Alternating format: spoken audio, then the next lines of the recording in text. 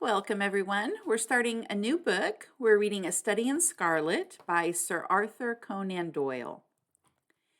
Chapter 1, Mr. Sherlock Holmes. In the year 1878, I took my degree of Doctor of Medicine of the University of London and proceeded to Netley to go through the course prescribed for surgeons in the Army. Having completed my studies there, I was duly attached to the 5th Northumberland Fusiliers as assistant surgeon. The regiment was stationed in India at the time, and before I could join it, the Second Afghan War had broken out. On landing at Bombay, I learned that my corps had advanced through the passes and was already deep in the enemy's country. I followed, however, with many other officers who were in the same situation as myself, and succeeded in reaching Kandahar in safety, where I found my regiment, and at once entered upon my new duties. The campaign brought honors and promotion to many, but for me it had nothing but misfortune and disaster. I was removed from my brigade and attached to the Berkshires, with whom I served at the fatal Battle of Maiwand. There I was struck on the shoulder by a Jezail bullet, which shattered the bone and grazed the subclavian artery. I should have fallen into the hands of the murderous Ghazis had it not been for the devotion and courage shown by Murray, my orderly, who threw me across a pack horse and succeeded in bringing me safely to the British lines. Worn with pain and weak from the prolonged hardships which I had undergone, I was removed, with a great train of wounded sufferers, to the base hospital at Peshawar. Here I rallied, and had already improved so far as to be able to walk about the wards, and even to bask a little upon the veranda, when I was struck down by an enteric fever, that curse of our Indian possessions. For months my life was despaired of, and when at last I came to myself and became convalescent, I was so weak and emaciated that a medical board determined that not a day should be lost in sending me back to England. I was dispatched accordingly in the troop ship Orontes and landed a month later on Portsmouth Jetty, with my health irretrievably ruined, but with permission from a paternal government to spend the next 9 months in attempting to improve it. I had neither kith nor kin in England, and was therefore as free as air, or as free as an income of 11 shillings and 6 pence a day will permit a man to be. Under such circumstances, I naturally gravitated to London, that great cesspool into which all the loungers and idlers of the empire are irresistibly drained. There I stayed for some time at a private hotel in the Strand, leading a comfortless, meaningless existence, and spending such money as I had, considerably more freely than I ought. For alarmingly did the state of my finances become that I soon realized that I must either leave the metropolis and rusticate somewhere in the country, or that I must make a complete alteration in my style of living. Choosing the latter alternative, I began making up my mind to leave the hotel and take up my quarters in some less pretentious and less expensive domicile. On that very day I had come to this conclusion, I was standing at the Criterion bar when someone tapped me on the shoulder, and turning round, I recognized young Stamford, who had been a dresser under me at Bart's. The sight of a friendly face in the great wilderness of London is a pleasant thing indeed to a lonely man. In old days, Stamford had never been a particular crony of mine, but now I hailed him with enthusiasm, and he, in his turn, appeared to be delighted to see me. In the exuberance of my joy, I asked him to lunch with me in the Holborn, and we started off together in a hansom. "Whatever have you been doing with yourself, Watson?" he asked in undisguised wonder, as we rattled through the crowded London streets. "You are as thin as a lath and as brown as a nut."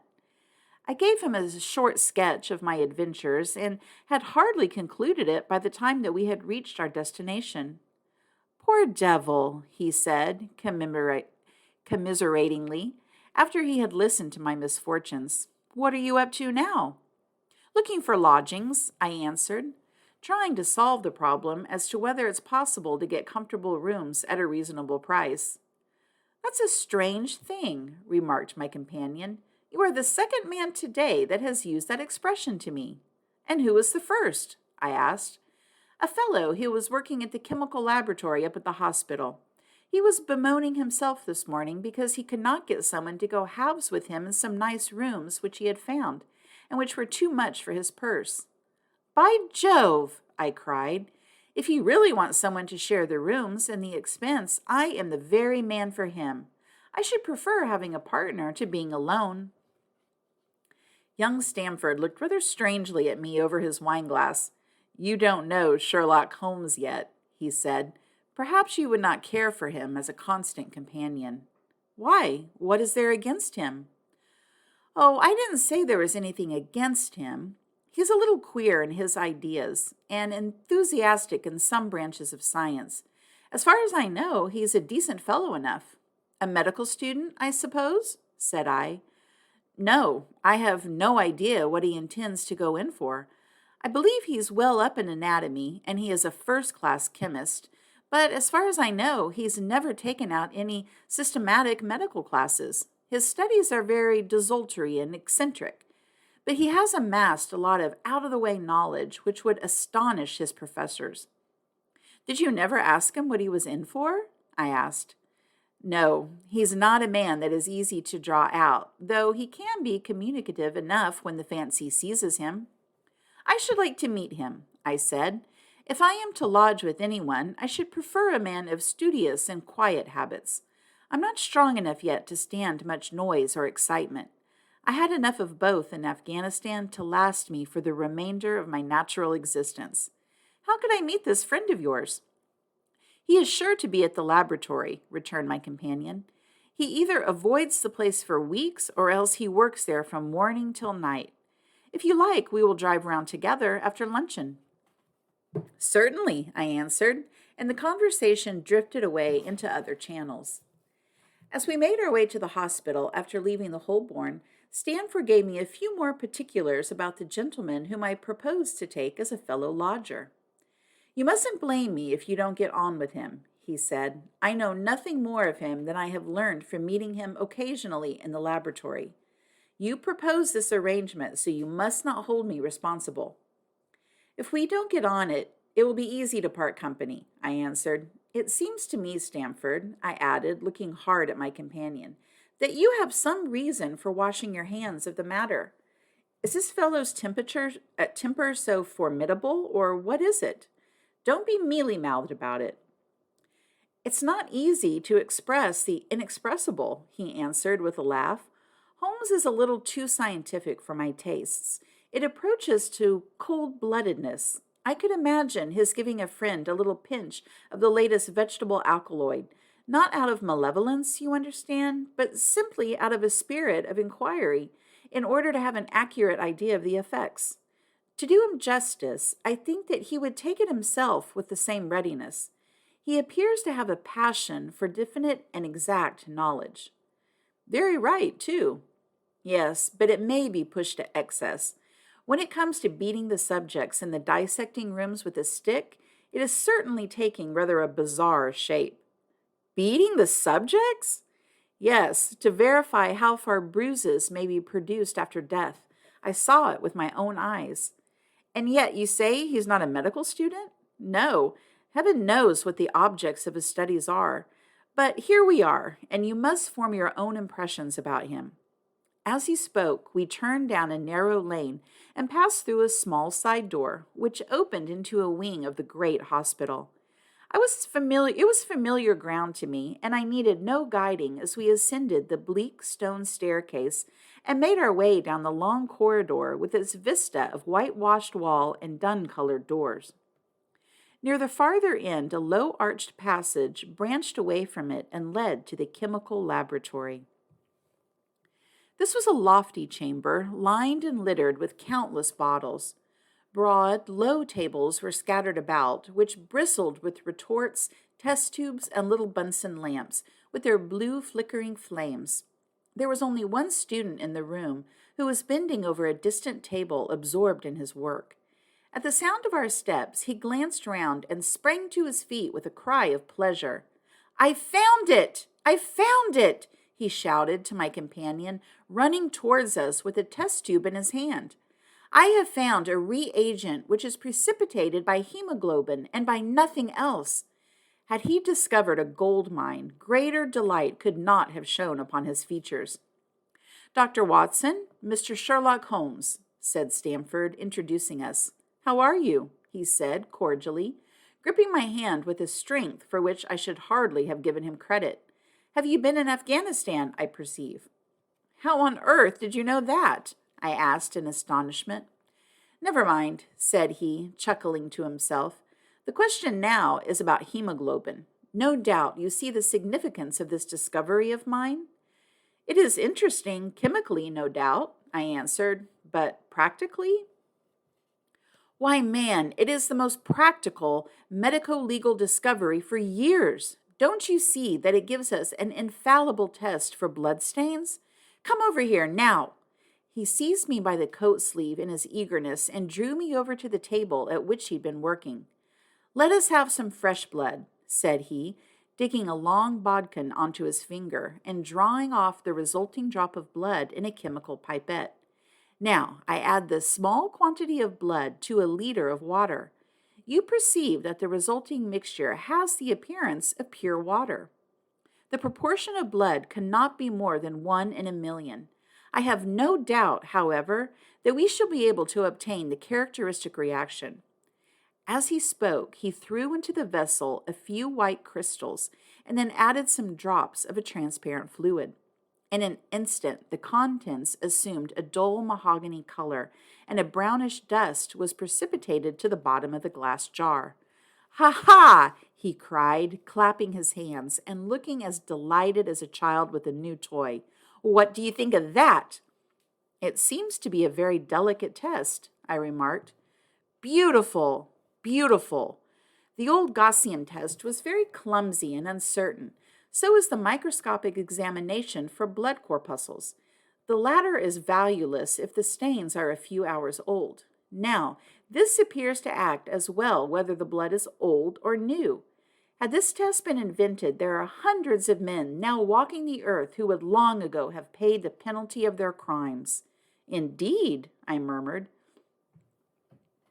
"Criminal cases are continually hinging upon that one point. A man is suspected of a crime months, perhaps, after it's been committed. His linen or clothes are examined and brownish stains discovered upon them.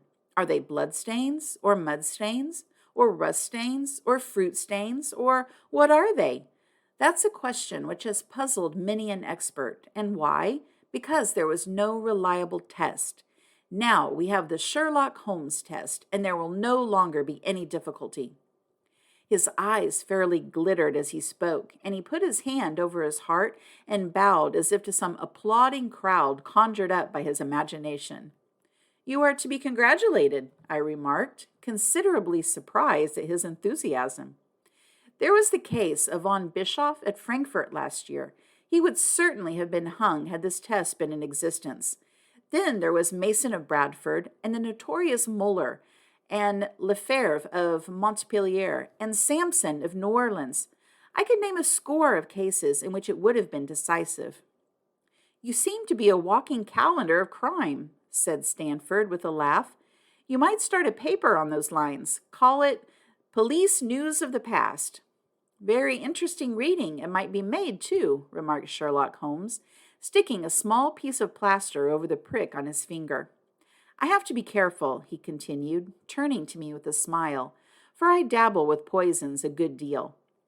He held out his hand as he spoke, and I noticed that it was all mottled over with similar pieces of plaster and discolored with strong acids. "We came here on business," said Stamford, sitting down on a high three-legged stool and pushing another one in my direction with his foot. "My friend here wants to take diggings, and as you were complaining that you could get no one to go halves with you, I thought that I had better bring you together." Sherlock Holmes seemed delighted at the idea of sharing his rooms with me. "I have my eye on a suite in Baker Street," he said, "which would suit us down to the ground. You don't mind the smell of strong tobacco, I hope?" "I always smoke ships myself," I answered. "That's good enough. I generally have chemicals about and occasionally do experiments. Would that annoy you?" "By no means." "Let me see. What are my other shortcomings? I get in the dumps at times and don't open my mouth for days on end. You must not think I'm sulky when I do that. Just let me alone and I'll soon be right. What have you to confess now? And just as well for two fellows to know the worst of one another before they begin to live together. I laughed at this cross-examination. I keep a bull pup, I said, and I object to Rose because my nerves are shaken. And I get up all sorts of ungodly hours, and I'm extremely lazy. I have another set of vices when I'm well, but those are the principal ones at present.